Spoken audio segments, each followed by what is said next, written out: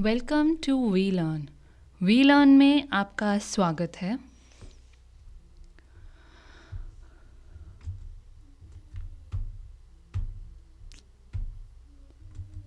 Topic for today's discussion is advertising management and sales promotion. We are covering session 9, new demographic changes influencing consumers and advertising and emerging consumer segments. Topics to be covered are introduction, demographic influences on advertising, the lifestyle, technology, aggressive middle class, Sharia compliant banking and stock market, advertising abroad, mall culture, retail outlets,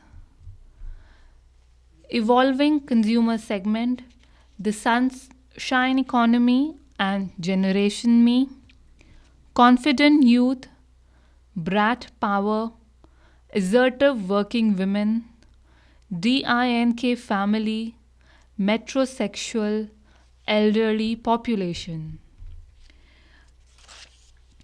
When we talk about demographic influence on advertising, और तरह areas की जो life हैं, advertising has also grown not just in one aspect, but it has grown in leaps and bounds. And now advertising is far more effective than it used to be. The most important factor that directly influence advertising is the demographic influences or the demographic factors. Demographic factors, they are basically the characteristics of the population. They also combine factors such as social or political or environmental. They could also be associated with the indicators related to age, gender, kind of family structure, migration of people, or the education level.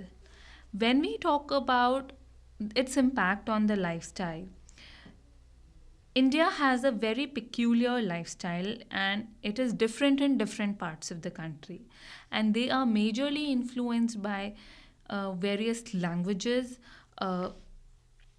food, religion, etc. But one thing is that there is uniformity within the segment, at least, With one segment, there is a uniformity. While the new lifestyle, they are in the marketplace, which cut across the ethnic or local tradition. In today's scenario, urban Indian lifestyle is changing very fast. There are very young, handsome rock stars which become the gurus, young gurus, and they use such things which are being followed contemporarily very easier for the people. There are gyms and yoga or meditation classes or aerobic classes. They are ultimately the products and services which have to be advertised, and they need very careful promotion and niche market, since there is a change in the lifestyle of people. When we talk about technology, India has a very amazing capacity to adopt any kind of latest technology which is available in any corner of the world. A country, till 1980s, late 1980s, it did not have so much of television set. Today, consumer, they have all kind of latest gadgets or gizmos, right? So there are statistics that may need to be taken with some cautions, but the new dependence on technology is indisputable without any disputes. So what happens long before when in urban India discovered mobile telephone, right? There were fishermen in the Tamil Nadu who used to carry this amazing instrument. Way before they reached the coast after a night of fishing in the ocean, they called all the coastal wholesale markets to find out the best price of the day and headed straight for it. Poverty or illiteracy is not always an impediment to adoption of a new technology. When we talk about aggressive middle class, uh, Indian middle class today, it has become an object of keen observation for everybody, right, from MNC consumer to political campaign planner. So it is a grossly overrated class in number or consumption volumes and the desires. There are rough estimates which states that about 50 million families in India in the middle class who are really, they do buy branded products. But yes, villagers who buy branded soaps or cigarette, uh, they are occasionally, there is no different statistical than the upper middle class families. When we talk about government rule, a family that has one two-wheeler, one color television, and one telephone is considered to be a middle class. It is how government defines, which in most urban maid servant families they possess it now. But that sounds very pathetic in consumption terms. One thing all business people agree is that middle class is very aggressive, and it has become very aggressive, ambitious, uninhibited about their demands. They are very self observed and very busy climbing towards the social ladder. So this class, they have has chosen their own lifestyles, and their image is very important to them. So this segment particularly needs a lot of analysis and a lot of pampering. When we talk about Sharia compliant and banking system, Sharia is the law for finance and commercial activities which are permitted to the believers of Islam, and is mandatory for Muslims who do not invest in alcohols, conventional banking that give interest, insurance, entertainment, tobacco, or weapons.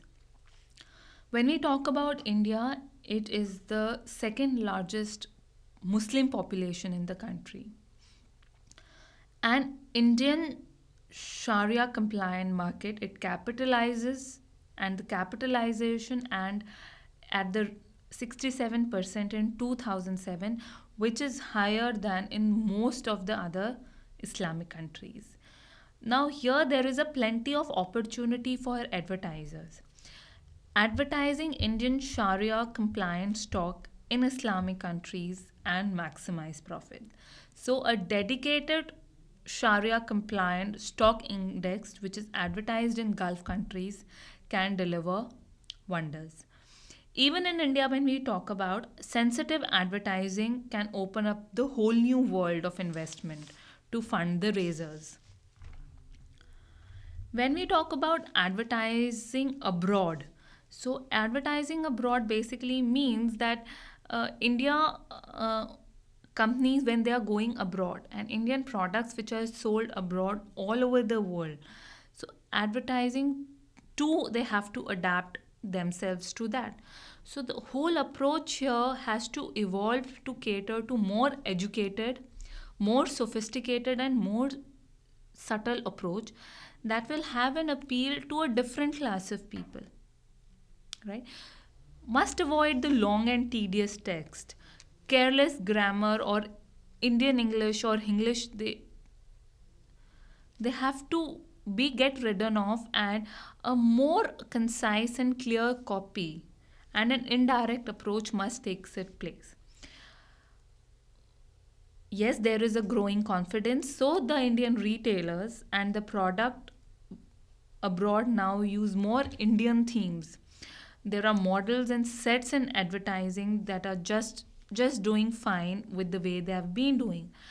But it is very important that they are handled with sensitivity so that the local targets they are not confused by too much of Indianness, right? When we talk about mall culture, so every technical, social, or economic development in the West, it comes automatically to India only after 10 years. So, in a fully developed form without going through the revolutionary changes and then goes through exactly the same life cycle. Mall culture, when we talk about, is it is no less different. It is similar to what has happened in the other cases. When Indian economy was opened up, organized retailing and malls which were spread quite quickly across the countries. There needs to be enough parking space when a mall is set up. There has to be childcare facility, or at least there should be an opportunity to leave the children in a free safety zone. There should be mouth-watering food courts. There should be pleasant ambience, which making these shopping complex a leisure destination for the people with their money and time, right? So, what an advertising? What about advertising in such a scenario? With this social and behavioral change, the advertising and promotional material must change too. Competition is very intense and crowded together. Many shops they are selling pretty much the same luxury goods and brands. So therefore advertising is different in case of mall culture. More in-store and in-mall materials, banners and danglers, more seductive displays to combat competition, and outdoor advertising just outside the mall are needed. When we talk about retail outlet, India has over 15 million retail outlets, whether they are big or small. They have huge domestic and international corporates which are moving into cash in on this very visible result of rising income.